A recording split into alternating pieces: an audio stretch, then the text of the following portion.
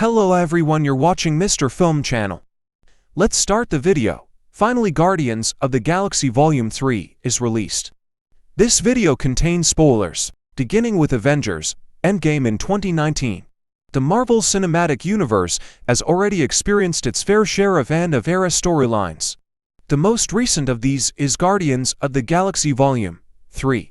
And numerous cast members have already stated that it will be their last MCU project. James Gunn, a writer and director, has already assumed leadership of DC Studios, which means he is most likely finished with Marvel for the next few years. So, yep.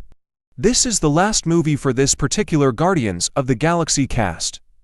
After 3 of their own films, 2 Avengers films, a Thor film, and a Christmas special, however, the group itself will keep going nonetheless.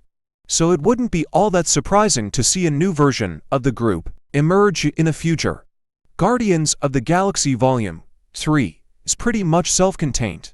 Like so many previous MCU films in recent years, this story is entirely concerned with the past and present of the Guardians themselves.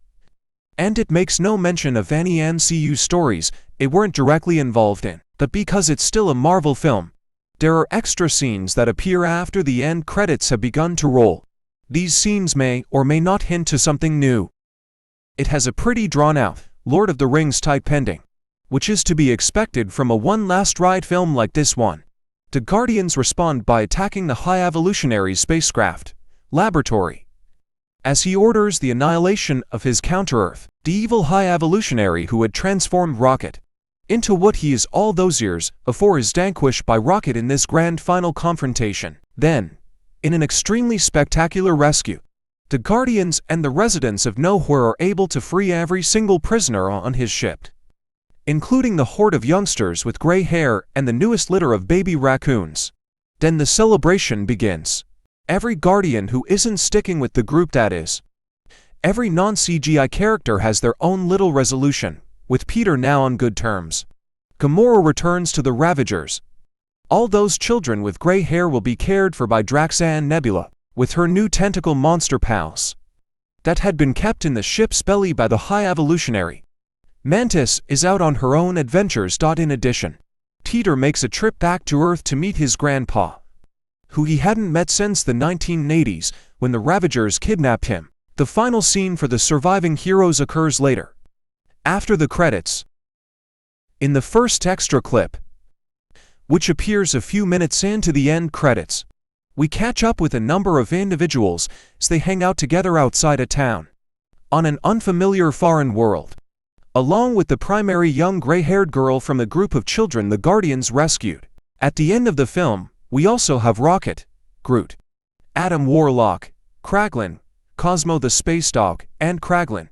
That young girl likes Britney Spears and Korn, and they are discussing songs they enjoy. Additionally, they are all dressed in Guardians of the Galaxy Guard and are prepared to battle a sizable horde of alien beasts that are going to charge into the city.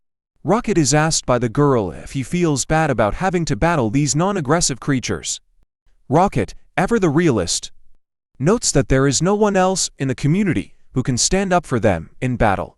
Rocket is just asserting that things are as they are. The 3 live-action performers in this group will Poulter, Sean Gunn, and a youngster playing her first prominent role don't seem like the kind of cast for which Marvel would produce new solo films. In fact, there is virtually no star power among them.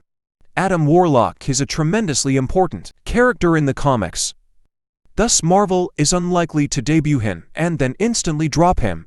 Additionally, this film cemented Rocket's reputation as one of the MCU's sharpest characters, because it was Rocket, not the High Evolutionary, who developed the fast evolution technology. We are therefore discussing one of the top 10 smartest individuals in the universe, possibly the wisest.